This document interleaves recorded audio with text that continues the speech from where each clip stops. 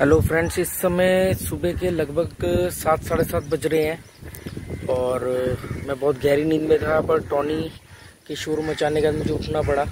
उसको हम घुमाने के लिए यहाँ पार्किंग में लाए हैं।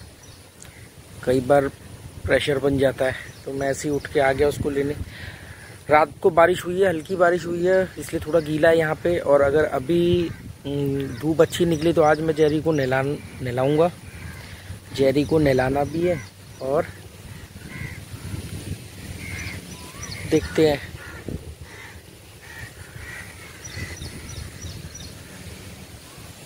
ये देख रहे हो, ये औरत यहाँ पर नारियल ढूंढ रही है कि शायद नारियल मिल जाए, क्योंकि अक्सर हमें यहाँ पर नारियल मिलते हैं।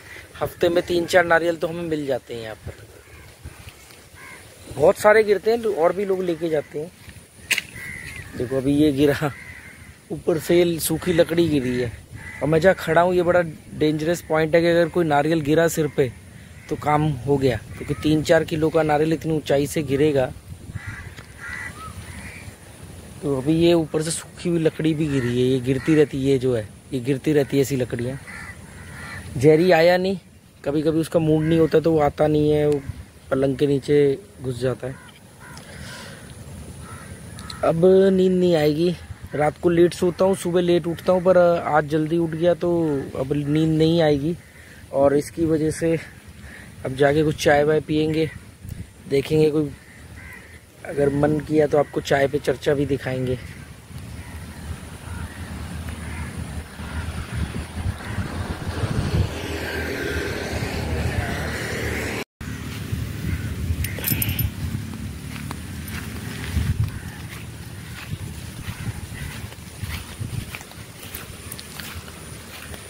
आज बच्चों के स्कूल की छुट्टी है, कोई फेस्टिवल है, इस वजह से छुट्टी है, तो वो भी दोनों घर पर सो रहे हैं।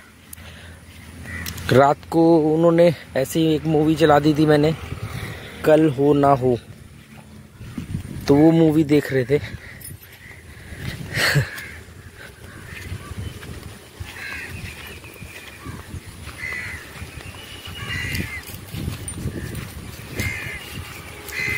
ए औरत, नहीं मिला नारियल? इस औरत का आज बर्थडे है। ऐसे बोल रहे फिर कमेंट आएंगे औरत क्या होता है। हाँ तो बोलने थे, लोगों के हिसाब से चलेंगे। अब जो हम बोलते हैं, जैसे हम बात करते हैं वैसे ही करूंगा, या लोगों के हिसाब से जिंदगी जीना शुरू कर दूंगा।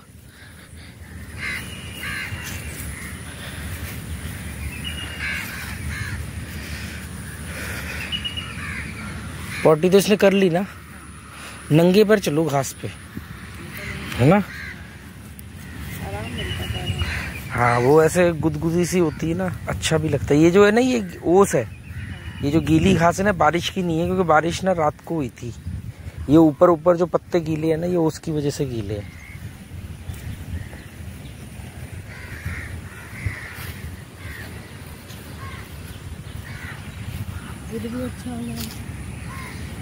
ज्योतिष के हिसाब से कहते हैं बुध ग्रह अच्छा होता है अगर आप घास पर चलो नंगे पैर, ये अकॉर्डिंग टू एस्ट्रोलॉजी। ये भी देख लियो भाई कि सांप वाप लेटा हो उसके ऊपर पैर रख दो, क्योंकि हाँ फिर वो बुध सही कर देगा सारा। क्योंकि ये पार्किंग वालों ने बोला कि यहाँ पे ना पेड़ों की जड़ों में बहुत सारे सांप रहते हैं। इधर पार्किंग में तो फिर भी कम, मतलब ये वो जो उधर रिवर बैंक है, क्योंकि ये उधर जो केयर टेकर है ये यहाँ रहते हैं, जो इधर का देखभाल करते हैं, मेंटेन करते हैं, ये उनको दे रखा है। तो उनसे बातचीत होती रहती, तो बताते हैं कि उधर जो रिवर बैंक में जितने भी पेड़ हैं उनकी जड़ों में बहुत सारे सांप रहते हैं। कांटा चुभ गया यार। वो जो सांप है ना, वो हमें कुछ नहीं कहते, हम उन्हें कुछ नहीं कहते। सांप से ज्यादा कायदे में देखो ना, तो सांप से ज्यादा शरीफ जानवर कोई नहीं है। मतलब क्यों, वो बेचारा, उस बेचारे को कुदरत ने हाथ नहीं दिए, पैर नहीं दिए हैं, वो दिव्यांग की श्रेणी में आ जाता है। देखिए घास खा रहा है, इसके पेट में दर्द हो रहा था, तभी सुबह से शोर मचा रहा है, नहीं तो इतना शोर मचाता नहीं है कभी। एक और कांटा घुस गया। ये पार्क वाली घास नहीं है यार,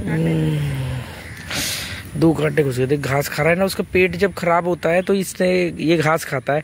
बस मुझे ये मालूम पड़ जाए कि इसने कहाँ से ये MBBS की पढ़ाई करी है। ये भी खाता है, जेरी भी खाता है, बिल्ली खाती है, डोडो खाता है। और ऐसा नहीं कि कोई भी घास खाएंगे। अब ये घास खाने के 10-15 मिनट के अंदर ये पॉटी करेगा, 10 मिनट के अंदर पॉटी करेगा और इसका पेट साफ। यही तो बोलता हूँ कि हमें ना नेचर ने हाँ सब सिखा के भेजा है। वो अलग बात है कि हम कदर नहीं करते हैं उसकी, और हम उसके ऊपर अपना वो लेयर चढ़ाते हैं। मैं ये नहीं कह रहा इसका मतलब कि हमें डॉक्टर नहीं बनना चाहिए, वो नहीं बनना चाहिए। वो जो हमने बाद में जो डॉक्टरी वगैरह बनाई ना, वो हमने उसको इन्हेंस किया, मतलब हमने और फिनिशिंग टच दिया। पर वो हाँ पिछला भूल गए, या पिछला याद रखा, अगला एड ऑन नहीं किया। ये दोनों इसमें आप किसी भी एक बात को नहीं, दोनों में विरोधाभासी। कैसे? जैसे हम लोग कहते हैं कि हम सबसे प्राचीन धर्म है, ये तो बहुत अच्छी बात है। तो हमारे पास हमारे बहुत सारे नुस्खे जो है, जो तरीके हैं, वो हमारे वेदों से, जैसे हमारी जो एस्ट्रोलॉजी है वो 5000 साल पहले की है। हमारे यहाँ पर एस्ट्रोलॉजी के जन्मदाता पराशर जी को माना जाता है। जो वैदिक एस्ट्रोलॉजी है, जो सबसे पहली एस्ट्रोलॉजी है, वो पराशर जी को माना जाता है। पराशर जी जो थे वो लगभग 5000 साल पहले हुए थे। और पराशर जी कौन है? वेद व्यास के पिताजी। वेद व्यास कौन है? जिन्होंने महाभारत लिखी। अब महाभारत लिखी तो गीता भी उन्होंने लिखी, क्योंकि महाभारत का ही उपनिषद है गीता। तो हम पुराने हैं, पर हमें पुराने के साथ साथ लेटेस्ट हो रहा था। धर्म और बाकी डेवलपमेंट के मामले में हम पुराने तो हो गए, सबसे पहले तो हो गए, पर हम आधुनिक होने के मामले में हम पीछे रह गए। समझी बात? ऐसे ही अगर आप खाली लेटेस्ट हो गए और आपने पुराना भूल गए। कौन है? अच्छा, अब मुझे मालूम नहीं ना कौन है, तो मैं अब मैंने ध्यान नहीं दिया, नहीं तो मैं हिला देता हूँ अक्सर। मैं तो अनजान लोगों को भी लगा, मेरे को पहचानता ही नहीं था। मैं जब तक मैं समझने की कोशिश कर रहा हूँ वो निकल गए। तो नेचुरल नॉलेज होती है इंसान के पास, क्या है, बस IQ लेवल भी होता है तो वो उसको अपग्रेड कर देता है, मतलब उस पर फिनिशिंग टच ले आता है। जैसे हम अगर मान लो सब कुछ सही है, तो हम जो रावण के पास पुष्पक विमान था कहते, तो उसमें तो कोई इंजन नहीं था, पर वो फिर भी उड़ता था। तो कुछ लोगों का मानना है कि उस समय एंटी ग्रेविटी फोर्स का इजाद कर लिया गया था। अभी तक हम इंजन के थ्रू उड़ते हैं, हम ऊपर की हवा को नीचे फेंकते तो हेलीकॉप्टर ऊपर उठता है ना। ऐसे ये सब, या पानी का प्रेशर फेंकते तो पानी में आप उड़ते हो, वो पानी का आजकल जो आया हुआ है। तो सवाल ये है कि उस समय ये माना जाता है कि उस समय जो पुष्पक विमान था उसमें कोई इंजन नहीं था। अगर मान लेते हैं कि सच में ऐसा रहा हो तो एंटी ग्रेविटी फोर्स रही होगी, पर आपने एंटी ग्रेविटी फोर्स को इजाद करके दुनिया को नहीं दिया ना। आपको उड़ाना तो फिर भी ऑलविल राइट और विल्बर राइट का ही प्लेन पड़ रहा है ना, राइट ब्रदर्स का ही प्लेन उड़ा रहे हो ना। तो अब हमारे पास मान लो, अब ये ना इसमें ना काफी सारा मिथ फैला हुआ है। अंग्रेजों ने हमारे वेद जला दिए, हमारे शास्त्र जला दिए, हमारे इससे टेक्निक चुरा के ले गए, हमारी टेक्निक को, ये देखिए क्या खा रहा है, टेक्निक ले करके और खुद प्लेन बना लिया, ये बना लिया, वो बना लिया, वो ये सब। देखो हर समय दुनिया में एक चीज एक जगह नहीं खोजी जा रही होती, एक चीज एक साथ कई जगह। जब एडिसन ने बल्ब बनाया 10,000 से ज्यादा उसके एक्सपेरिमेंट फेल हुए। कुछ खा रहा है, इसको डांट जेरी। 10,000 से ज्यादा जब एक्सपेरिमेंट उसके फेल हुए, जिन दिनों वो बल्ब खोज रहा था उन दिनों और भी धरती पर, पृथ्वी पर अलग अलग देशों में कई लोग लगे होंगे रोशनी की इजाद करने के लिए। कॉमन सेंस है ना। यही मैं बता रहा हूँ कि जिस समय विल्बर राइट और ऑलविल राइट ने प्लेन बनाया, तो उस समय और भी जगह पर प्लेन बनाने की कोशिशें करी जा रही होंगी, उनसे पहले की चल रही होंगी। उनमें से हम भी होंगे, हमारे भी वो महाराष्ट्र के थे, उन्होंने भी प्लेन बनाया, पर उनको लैंडिंग नहीं आई ना। अब प्लेन तो उड़ा लिया और लैंड करना नहीं आया, तो वो प्लेन असफल है ना। पूरा नहीं प्रोसेस। अब मैं तुझे एक कमाल की बात बताऊं, एडिसन ने बल्ब नहीं बनाया, एडिसन ने किफायती बल्ब बनाया, जो चल भी सकता था बढ़िया और सस्ता था पब्लिक की रेंज में। बल्ब रोशनी की आविष्कार तो उससे पहले कई लोगों ने कर लिए थे, पर वो इतने महंगे थे या उनकी लाइफ इतनी कम थी कि वो रोजमर्रा के जीवन में उसको यूज नहीं किया जा सकता था।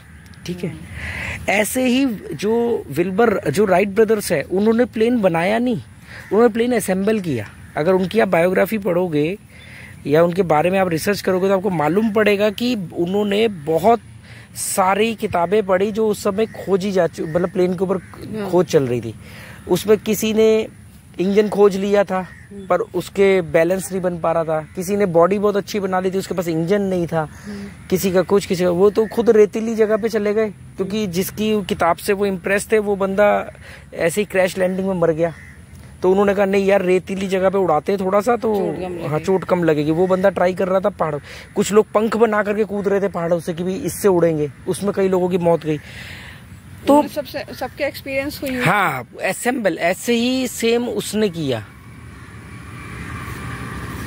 ऐसे ही उसने किया। ये हमारे लैंडलॉर्ड जा रहे हैं, तो ऐसे ही उसने किया। उसने किसने किया? एडिसन ने नहीं, ये हेनरी फोर्ड ने। ये होता है। अभी मारुति की कार आप लोगे तो मारुति कंपनी कार थोड़ी बना रही है, मारुति कंपनी एक्चुअली में असेंबल कर रही है। उसके ब्रेक शू जो है मारुति के वो एलाइड निपॉन बना रही है, टायर जो है वो कोई जेके टायर वाला बना रहा है, कहीं ये असेंबल ही तो। सीट कवर कोई और बना रहा है, स्टीयरिंग कोई और, प्लास्टिक पार्ट कोई और बना रहा है, ग्लास की चीजें कोई और बना रहा है। ये सबको जोड़ना और इसके जोड़ने के दौरान जो चीजें यूज होनी है या जो इन हाउस बन सकती है उसको बनाना, उसको बोलते हैं कि इसने कार बनाई, क्रेडिट उसको मिलता है। हमारी बात कहाँ से शुरू हुई थी? ये इनको कैसे मालूम नॉलेज? हाँ, ये हमारी बात शुरू हुई थी कि घास पे चलने पे बुद्ध मजबूत होता है और सांप लेटा हो तो फिर सब कुछ मजबूत कर देगा वो। और ये टॉनी वगैरह को नहीं, नेचुरल नॉलेज आती है, आपको नेचुरल नॉलेज को छोड़ना नहीं था और उसके आगे अपग्रेड करना था। हमने क्या किया, अपग्रेड करने जब लगे तो सिर्फ अपग्रेड करने ही लग गए, पुरानी जो पद्धति है उसको दूसरों ने बेनिफिट लिए। जैसे वेदांत की साइकोलॉजी को दुनिया ने माना उन्होंने कि ऋग्वेद जो है वो सबसे पुरानी साइकोलॉजिकल बुक है, उन्होंने तो इस तरीके से कहा उसको, हम उसकी पूजा करने बैठ जाते। और मुझे तो हैरानी तब होती है कि लोग इन चीजों के बारे में वो लोग बात करते जिन्होंने कभी इसके बारे में समझा नहीं, कभी अपने 10-20 घंटे नहीं दिए हैं। आज हाँ व्हाट्सएप यूनिवर्सिटी तो आजकल कमाल ही हो गई है। एक पोस्ट आती है, वो पोस्ट दूसरा शेयर करता है। कभी किसी ने सोचा रुक करके कि ये पोस्ट किसने शेयर करी होगी, पहली पोस्ट किसने डिजाइन करी होगी? कौन सा ऐसा वेला आदमी है जो बैठ करके ये इन्फॉर्मेशन इकट्ठी करके एक को भेज रहा है, फिर वो आगे दूसरों को भेज रहा है? क्यों? मैं तो कभी ऐसा नहीं करता, मैं तो कभी आज तक नहीं किया ऐसा कि मेरे को कोई चीज पता मैं किसी को शेयर करूं। तो कभी रुक के सोचो कि कौन आदमी है जिसने इस तरह की पोस्ट, इस तरह की इन्फॉर्मेशन को इस तरीके से लिखा कि जो पूरी तरह अच्छे शब्दों के साथ ऐसा लगता है कि बिल्कुल सही है। और पर वो कभी चेक ही नहीं करते ना, वो तो मान लेते हैं। नहीं, वो ये तो सोचो, चेक भी मत करो, पर एक बार को क्रिटिकल थिंकिंग कहता है, ये सोचो तो सही कि किसने किया होगा, नंबर 1 उसकी इंटेंशन क्या रही होगी। अगर ये दो चीजें सोच लेना तो इन्फॉर्मेशन सही है या गलत है वो तो अलग बात है, पर उस इन्फॉर्मेशन के पीछे कोई किसी को चाटा तक नहीं मारेगा। यहाँ मर्डर हो रहे हैं, सिर्फ 2 चीजें सोचनी है कि किसने किया होगा, उसके पीछे उसका क्या भाव रहा होगा। तो बहुत लोगों को बहुत कुछ पता है, ऐसा थोड़ी कि मेरे को बहुत पता है, मैं तो अंधों में काना रह जाऊं। अब जिन लोगों को जो पता है, क्या वो लोग कभी बैठ के डिजाइन करते हैं? वो तो आई हुई पोस्ट, अरे इतने निष्क्रिय हो चुके हैं कि गुड मॉर्निंग नाम के साथ नहीं लिख के भेज सकते अपने दोस्त को, अपने किसी रिश्तेदार को, कि गुड मॉर्निंग नाम नहीं लिख सकते। वो एक गुड मॉर्निंग की पोस्ट आएगी, उसमें वो एक कप का प्याला बना होगा, वो उसको भेजेगा, वो आगे उसको भेजेगा, वो आगे उसको भेजेगा। एक पोस्ट आएगी, आज कोई त्योहार है, उस पे माँ चंद्रघंटा का नवरात्र की शुभकामनाएं, नवरात्रों में ऐसे होता है, ओहो पहला नवरात्रा, दूसरा नवरात्रा, वो आगे भेजे जा रहे। अरे आपको अगर किसी को बधाई देनी है, तुझे पता है मैं जब दिल्ली में था ना, अब तो कोई हमें कांटेक्ट ही नहीं कर सकता, दिल्ली में था तो जब दिवाली में था ना, तो मेरे को दिवाली पे कितनी सारी जो बधाइयाँ आती थी, तो मैं सिर्फ रिप्लाई उसी को करता था जिसने सिर्फ इतना लिखा होता था हैप्पी बर्थडे, क्योंकि मालूम पड़ता था यार इस बंदे ने स्पेशली मेरे लिए टाइप किया है और मेरा नाम लिखा है, तो मैं उसको रिप्लाई करता था। और मेरा रिप्लाई दिवाली को लेके नहीं होता था, ठीक है कि आपने मेरे लिए अच्छा शुभकामना दी है, आपका परिवार भी खुशहाल रहे, खुश रहे, सकारात्मक रहे, ठीक है। बाकी तो शाम तक, अरे कई बार तो लोग 2-2, 3 दिन भेज देते थे सुबह से शाम तक। जैसे उनके पास कोई हैप्पी दिवाली का आया, उन्होंने भेजा मुझे, अब थोड़ी देर बाद कोई और अच्छा आ गया तो फिर वो भेज दिया, वो भेजे बगैर रोक नहीं पा रहे। अरे एक बार ने तो किसी ने किसी को भेजा होगा, नीचे अपनी फैमिली का नाम लिख दिया, वो भेज दिया आगे। नहीं तो ये दिवाली पे कई बार होता था। एक बार मेरे ताऊ जी के पास ना किसी ने फलों का टुकड़ा भेजा, उन्होंने कहा यार ये इतना सब कुछ हो रहा है, एक काम करो ये जाके ना अवस्थी जी को दे आओ। अवस्थी जी को उसके ऊपर अपना वो लगाया, उनका कार्ड हटाया, अपना कार्ड लगाया, विजिटिंग कार्ड, दिखावा तो चलता ही है दिल्ली में, और वो तो उस समय थे भी बिल्डर, तो भेज दिया। मैं और अनूप शायद जा करके दे आए अवस्थी जी को। अवस्थी जी शाम को या वो मिले, देखिए बाज है ईगल है, वो ईगल बाज एक ही तो होता है। हाँ, उसका आगे का चेंज जाता दिखा नहीं होता। हाँ, हो जाता है। अरे तुमने अपग्रेड कर दिया ना, चला नहीं पहले भी नहीं हो रहा था। तो वो इन्होंने अवस्थी जी ने खोला अंदर कोई और कार्ड, तो ऐसी कोई बात चली, 1-2 दिन बाद अवस्थी जी आए, उन्होंने बातों में बता दिया कि जो तुमने टोकरा भेजा है ना, जिसका तुम नंबर बटोर रहे हो, उसके अंदर उनका माथुर साहब का कार्ड निकला था। यार एक टाइम था, आप दिवाली पे जाते थे दुकान पे, आर्चिस गैलरी पे एक ग्रीटिंग कार्ड खरीदते थे, उस पे आप शेरो शायरी लिखते थे, डिजाइन है ना, डिजाइन बनाते थे, उसके बाद किसी को शुभकामना देते थे, समझ में आता था। एक टाइम था आप जाते थे मिठाई की दुकान पे, मिठाई खरीदते थे, चुनते थे ये वाली मिठाई भी डालो, ये वाली भी डालो, या फल खरीदते थे और फिर जाके किसी को शुभकामना देते थे। आज की डेट में जाकर के आप क्या करते हो, आप कुरकुरे का पैकेट खरीद लेते हो, वो बने बनाए गिफ्ट पैक आते हो वो खरीद लेते हो, और ग्रीटिंग कार्ड वगैरह का तो रूल लिखते हैं। अरे ग्रीटिंग कार्ड का टाइम बचा तो कम से कम शुभकामना लिख, उसके लिए टाइप तो कर दो, उंगली तो चला दो, अगर वो आदमी इतना ही महत्व रख रहा है। और अगर वो इतना महत्व नहीं रख रहा है कि उसके लिए उंगलियां चलानी पड़े, सिर्फ 2 उंगली में उसको शेयर करना है, तो फिर उसको भेजो ही मत। तो मैंने हमेशा जो है ना उन्हीं लोगों को रिप्लाई किया है जिन लोगों ने मेरा नाम लिख करके मुझे भेजा, ठीक है ना। मैं मतलब कंटेंट से भाव पहचान लेता था। और इस मामले में रवि जी थे, रवि जी का एक ही मैसेज आता था, हैप्पी दिवाली भाई राकेश, और ऐसे नाम लिख के भेजते थे। पता नहीं या तो ये उनका स्टाइल है या उन्होंने सुन लिया होगा, कभी मैंने बातों में सुना दिया होगा। जैसे मैंने दिवाली पे च्यवनप्राश के डब्बे बांटना शुरू किया, तो अगली बार से सबने हमें भी च्यवनप्राश के डब्बे देना शुरू कर दिया था, याद है। वो कहते थे यार ये तो आदमी खतरनाक है, इसके घर जाओ दिवाली देने, ऊपर से जली करके भेजता है। कौन आया था वो चॉकलेट के डब्बे लेकर के, मैंने एक में झील लिया, 2 में, तीसरे मैंने सुना दिया। मैं कहा क्या तुम लोग यार शुभकामना लेके आ रहे हो, मेरे बच्चों के दांत खराब कर रहे हो तुम। और मैं फिर उनके घर गया दिवाली देने, तो मैं च्यवनप्राश के डब्बे और ड्राई फ्रूट लेके गया था, और अब तो वो भी नहीं देता। वो देने का फायदा नहीं है ना, च्यवनप्राश का डब्बा तो खत्म हो जाएगा। कोई ऐसी बात बोल दो जो जिंदगी भर उसको याद रहे। च्यवनप्राश का डब्बा खत्म हो सकता है ना।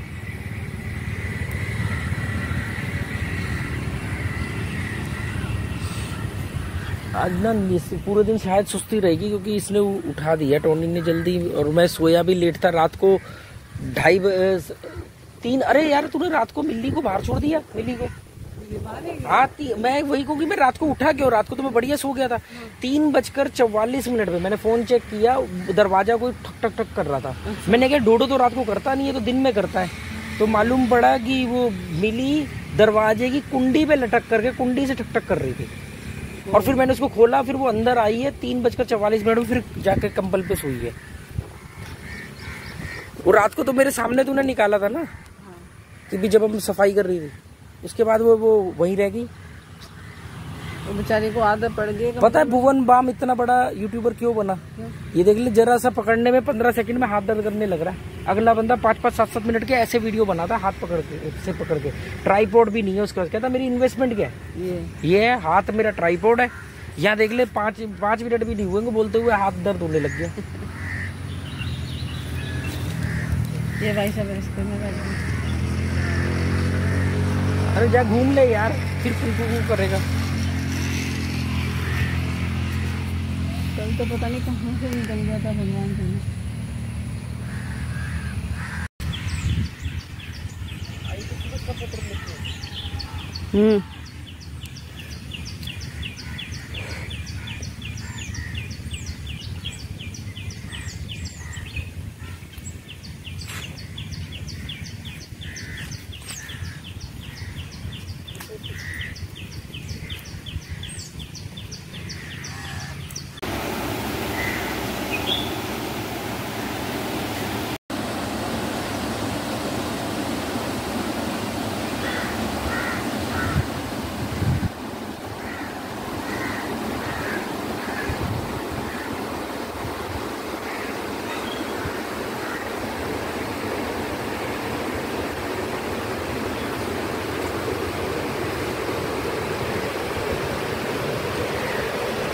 इधर आइए देखिए, ये फूल खिले हुए हैं। हाँ। ये कली बनेंगे। हाँ।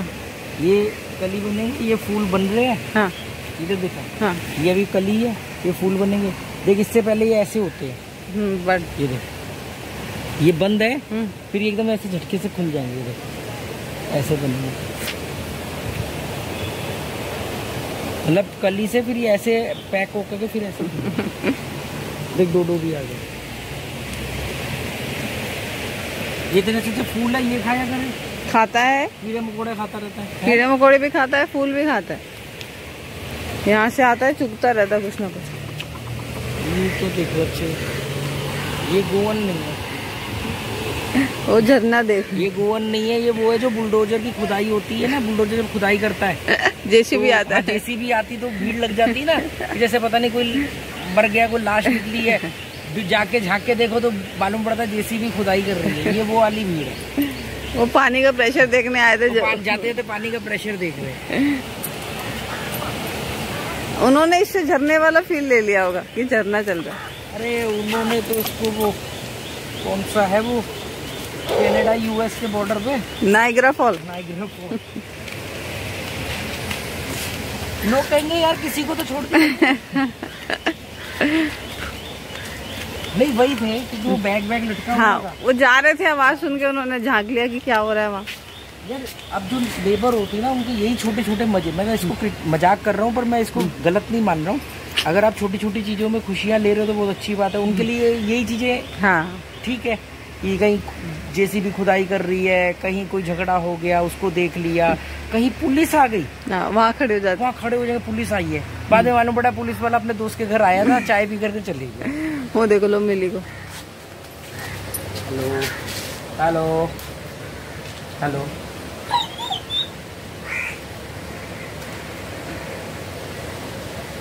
चल आपके हाँ, वो स्पॉट सा बन जाता है किसका। ये रात को बाहर थी 4 बजे, 3:44 मैंने इसको अंदर करने के बाद चेक किया। हाँ बेचारी बाहर रह गई गलती से। इधर ये गेट से अच्छा लगने लग गया व्यू। गेट से ना अच्छा लगता है। गेट की खासियत है, ये खड़ा हो जाता है। हाँ, वो वाला गिरता पड़ता था, क्योंकि हमने कील से ठोक के बनाया ना। चलो जी।